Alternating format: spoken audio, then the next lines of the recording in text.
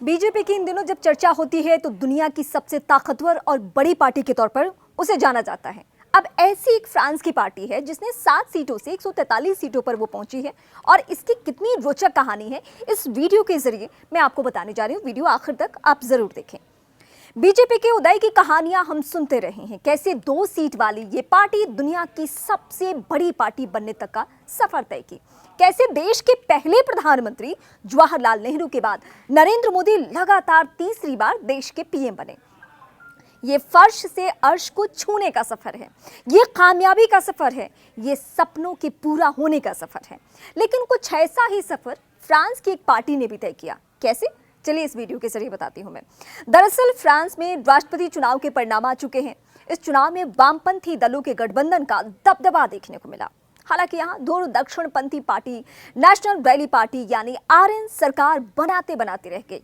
हैरान करने वाली बात यह है कि इस राजनीतिक पार्टी का सफर कमोबेश भारत की भारतीय जनता पार्टी यानी कि बीजेपी की तरह ही है। जिस तरह से बीजेपी को कुछ नेताओं ने मिलकर खड़ा किया था, उसी तरह आरएन को भी कुछ ही नेताओं ने मिलकर खड़ा किया था। यहाँ बीजेपी के लिए अटल आडवाणी ने अपनी भूमिका निभाई थी, वहीं फ्रांस में आरएन के लिए जीन मरीन ले पेन ने उसी तरह की भूमिका निभाई। जितनी ही रोचक बीजेपी की राजनीतिक यात्रा है, ठीक उतनी ही रोचक आरएन की भी राजनीतिक यात्रा है। एक समय था जब भारत में बीजेपी के पास लोकसभा में एक भी सीट नहीं थी। फिर आया साल 1984 और साल 1984 में बीजेपी ने 2 सीटें जीती। इसके बाद अटल बिहारी के प्रधानमंत्री बनने से लेकर इस्तीफे तक का इतिहास दर्ज हुआ। और फिर आया साल 2014 जब पहली दफा बीजेपी ने पूर्ण बहुमत की सरकार बनाई। वहीं आरएन की राजनीतिक यात्रा भी इसी तरह की रही। उन्होंने भी 7 सीटों से 143 सीटों का सफर तय किया। मुसोलिनी से प्रेरणा मिली। आरएन सबसे पहले फ्रंट नेशनल या नेशनल फ्रंट एफएन के रूप में सामने आया। पूर्व पार्टी अध्यक्ष मरीन ले पेन के पिता Jean Marie Le Pen François Duprat और फ्रांकोइस ब्रिग्नेउ के साथ इनके संस्थापकों में एक थे। इसके कुछ सदस्य ऑर्डर नोवो या न्यू ऑर्डर ओएन से थे, जो एक दूर दराज नौ फांसीवादी आंदोलन था। ये इटालियन सोशल मूवमेंट पार्टी पर आधारित था, जिसका नेतृत्व इतालवी तानाशाह बेनिटो मुसोलिनी के समर्थकों द्वारा किया जाता था। बीजेपी की ही तरह कैसे उदय हुआ ये मैं बता रही हूं इस वक्त। बीजेपी की ही तरह राजनीतिक परिदृश्य के हाशिए पर रहने के बाद पार्टी ने 80 के दशक में कुछ स्थानीय चुनाव जीते और 1984 के यूरोपीय संसद चुनाव में 10 सीटें जीती। 1986 के आते आते विधानसभा चुनाव में इसने 10% वोट और नेशनल असेंबली में 35 सीटें हासिल की। पार्टी का उदय 1990 के दशक में भी जारी रहा, जिसमें ले पेन ने 1995 के राष्ट्रपति चुनाव में 15% से अधिक वोट हासिल किए।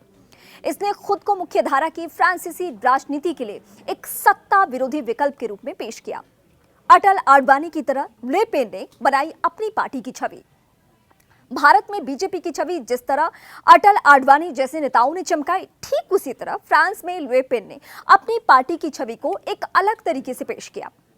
उदारवादी चेहरा माने जाने से लेकर अपने आलोचकों द्वारा गणतंत्र के शैतान के रूप में ब्रांडेड किए जाने तक जीन मैरी ले पेन ने फ्रांसीसी राजनीति में एक लंबा सफर तय किया। ले पेन 1956 में संसदीय डिप्टी या प्रतिनिधि बनाए गए और उन्हें उनके विभाजनकारी विचारों के लिए जाना जाता था, जिन्हें अक्सर नस्लवादी और यहूदी विरोधी के तौर पर वर्णित किया जाता था। उन्होंने एक बार होलोकॉस्ट को इतिहास का एक विवरण के रूप में संदर्भित किया, जिसके कारण उन्हें कानूनी परेशानी हुई। उन्होंने लगभग 40 वर्षों तक पार्टी का नेतृत्व किया और कई बार राष्ट्रपति पद के लिए चुनाव लड़ा। उनकी सबसे बड़ी सफलता साल 2002 में राष्ट्रपति चुनाव के पहले दौर में मिली, जब उन्होंने 18% वोट जीते। हालांकि उनके खिलाफ देशव्यापी प्रदर्शनों और तत्कालीन राष्ट्रपति जैकब शिराक के लिए सभी राजनीतिक दलों ने उनकी प्रगति को रोक दिया।